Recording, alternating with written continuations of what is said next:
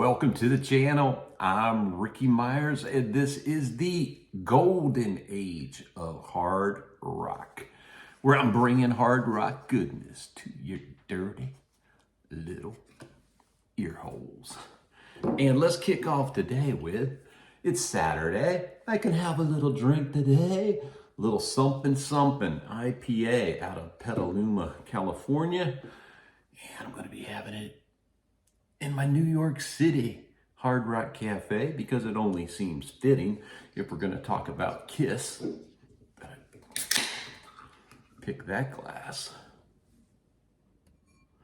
Pour this thing here while I'm talking to you guys.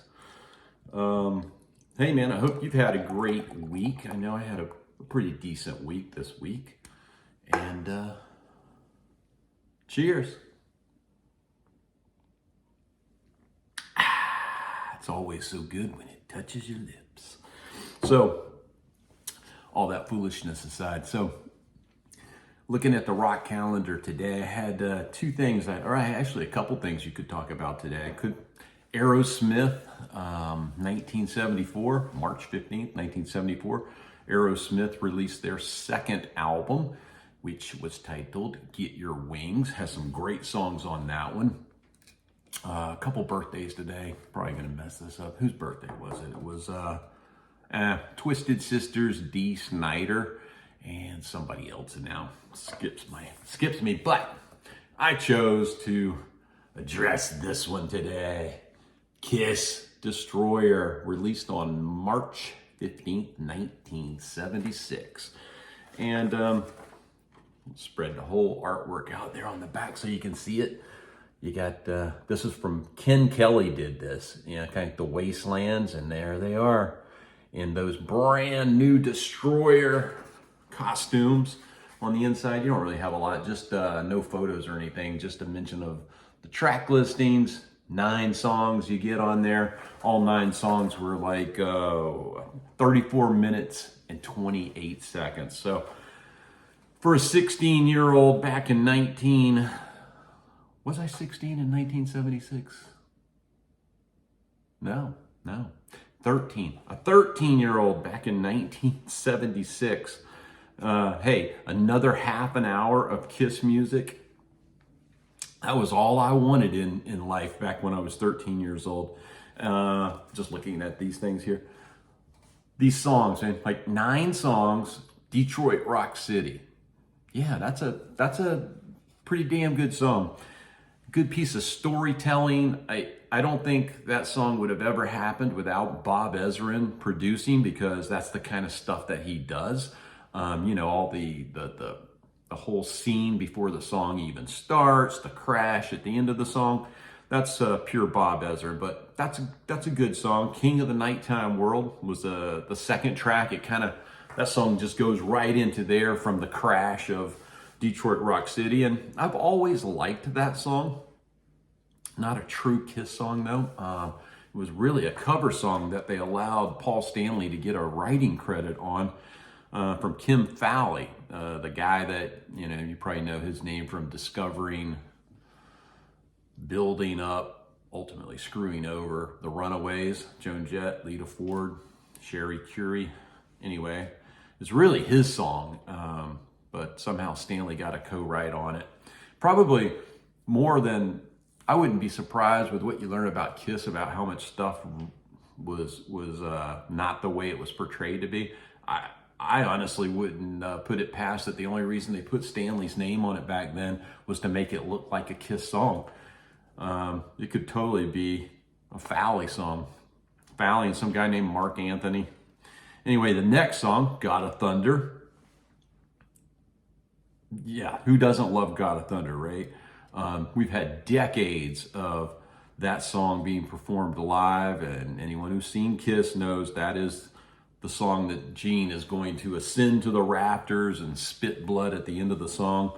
And I like the studio version better than the live version on Kiss Alive 2. I like it because it's like slowed down a little bit, and the guitar parts that Ace plays, you can just dig those out more in this studio version. But I don't know if you'd call it ironic, that's not the right word for it, but one of the interesting things about this song is it is so tied to Gene Simmons and what he does in the live concert setting with this song, you know, the blood spitting part. And for all of that, Paul Stanley wrote this song.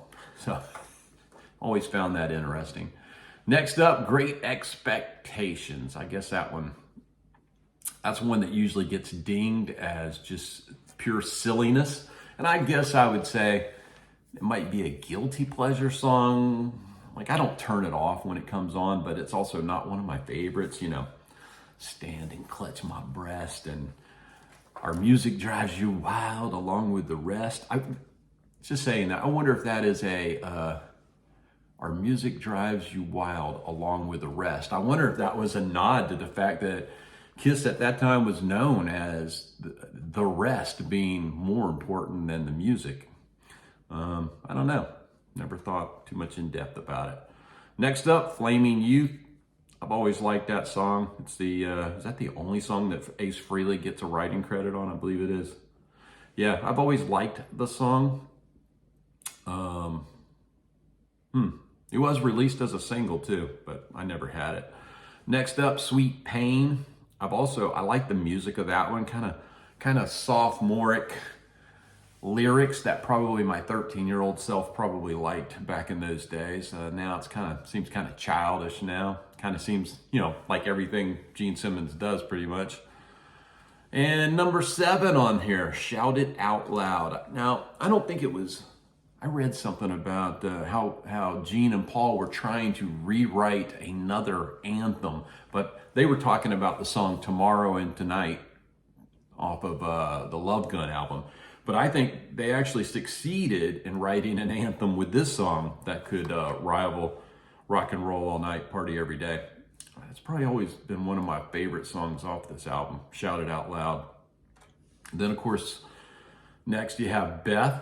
A lot of people don't like that song. Personally, it just reminds me of being young. 13 years old, riding the school bus, and this song would be in the top 40 and you would hear it occasionally.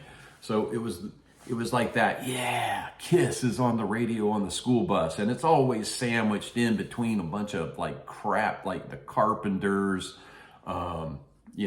Kiki D and Elton John, that kind of stuff, maybe yacht rock kind of stuff, and then all of a sudden, wham, there's a Kiss song. There was only going to be 2 Kiss songs that you heard on the school bus. It was either going to be BETH or it was going to be Rock and Roll All Night and Party Every Day. Kind of like the same with Aerosmith at that time in '76. You would occasionally hear Walk This Way or one of their other songs off of that album, Sweet Emotion.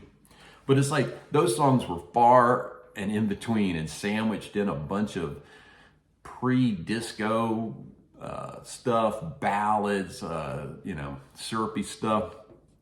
But anyway, it was always good. So that's what BETH reminds me of. It's not a great song that I go out of my way to listen to, but when I do hear it, it does remind me of riding a school bus. And the last song on the album is Do You Love Me? And I think I can honestly say that back then, the 13-year-old me didn't really jive with that song. But now, I think it's one of my favorite songs off of the album. Yeah, I'm going to go with my favorite song off this album being Shout It Out Loud. I just like the whole message behind the song.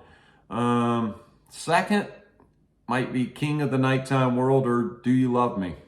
Yeah, so that's how I rate these. I'd like to know, hey, what are your favorites off of this thing?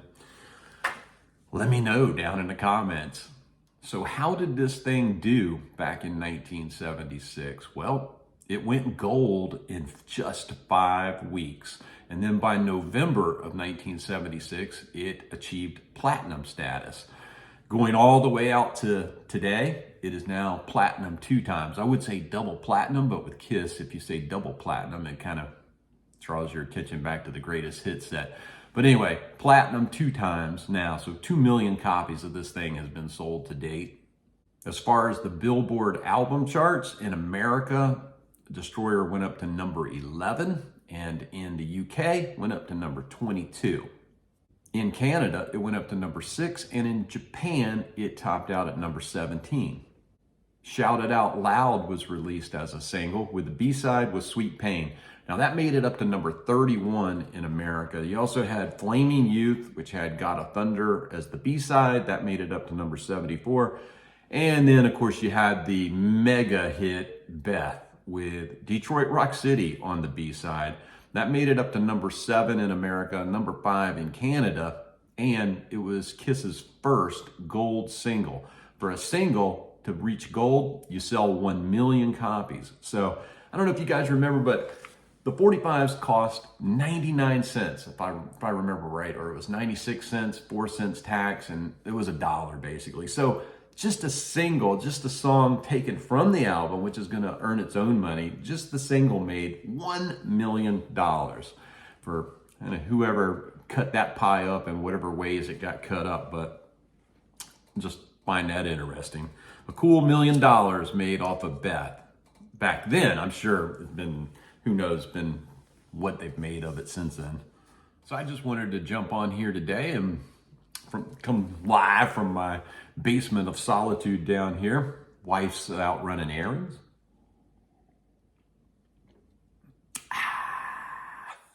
And I had a few minutes, so I thought I would upload a video on my thoughts about the Destroyer album from Kiss, turning 54 years old today. Jesus, where does the time go? Anyway, guys, until next time, keep rocking.